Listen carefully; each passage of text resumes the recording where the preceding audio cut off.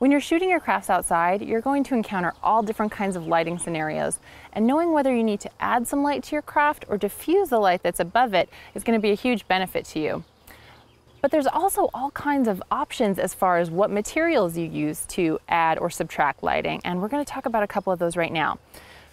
They don't necessarily need to be really expensive professional tools. You probably have a lot of these already just around your house. For instance, this is a trash bag that I use for my kitchen, but it's also great for diffusing light. Check it out. Right now you can see that the direct light is just kind of coming down, dappled through the tree, but when I add this plastic bag, it's nice and soft. It looks great. So I'm just going to take a quick picture of that and see if it makes a big difference on my camera, and I'm suspecting it will.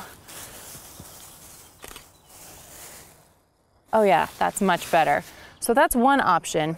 Another option is using a tea towel that you might have in your kitchen, or some bed linens, some muslin, just very thin gauze. You can use organic fibers, you can use polyester-based fibers, anything that's got a clear, like a thin, white, cottony feeling, and you can kind of see through it when you hold it up to the light is going to work really well. Just avoid patterns, and if it's got a really deep wrinkle in it, that could possibly cast a shadow, and you don't want that.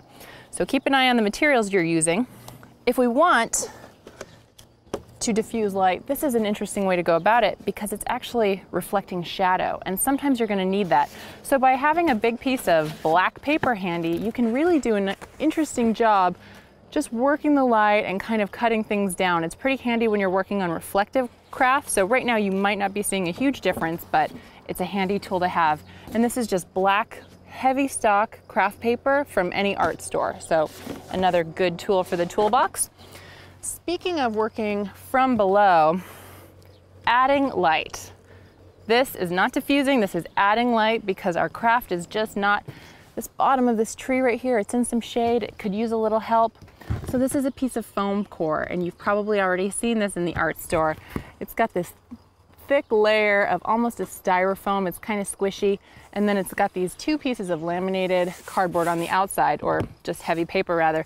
And these are great to keep around because on windy days they're very stable, they're very sturdy, but they're super light, so you can hold it with one hand and it's not a problem at all. So you can direct the light just like that. Very nice. And another homegrown trick is found in your kitchen, and this is just using aluminum foil and wrapping it around a piece of cardboard. Also super light, super easy, and I'm sure you already have this. So let's take a picture with the owl lit up with some extra aluminum foil.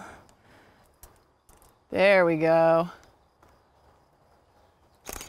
Nice. That really adds a little punch. And it's not expensive, and it's just a really great thing to have around.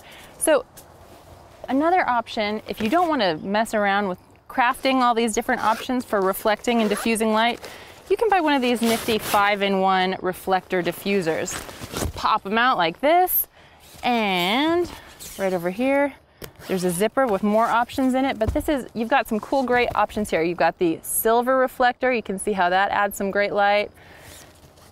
If you don't want to use silver, you can get kind of a nice warm reflection by using the gold option. That makes things look nice and warm, honey colored. Can unzip that a little bit more, show you better.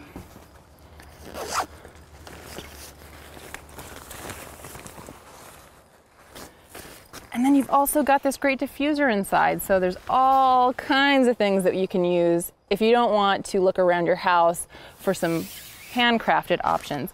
And speaking of handcrafted options, while we were just sitting here chatting, I thought of even more. So you could use frosted glass if you wanted to diffuse. You can use pocket mirrors if you want to add light. There's so many different ways that you can add and subtract lighting from your outdoor situations.